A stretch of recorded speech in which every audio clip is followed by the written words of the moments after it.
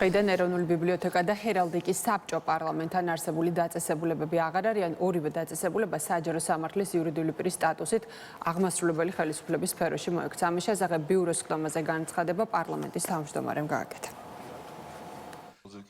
სამი წლის განმავლობაში, რაც მე პარლამენტის თავმჯდომარე ვარ, ყველგან ბიუჯეტი გაიზარდა, ოფისები, ასე ვთქვათ, გარემონტდა, იმისთვის, რომ წიგნსაცავი შესაბამისად ფუნქციონირებდეს, ასევე ერთ-ერთი მნიშვნელოვანი მიმართულება არის რარიტეტული წიგნების შეძენა, მათ შორის ქართული ძველი გამოცემების მიგნება და შეძენა, ბევრ საკითხთან დაკავშირებით ძალიან წარმატებული და ჩემთვისაც სასიამოვნო იყო ამ სფეროში ჩართულობა, ისევე როგორც ჰერალდიკის საკითხებში ჩართულობა და ორივე დაწესებულებას უსურვებ წარმატებას. ახლა უკვე ისინი აქვთ განსაკუთრებული სტატუსი, ამაღლებული სტატუსი, როგორც საჯარო სამართლის იურიდიული პირისა, დამოუკიდებელი იურიდიული სტატუსი აქვთ.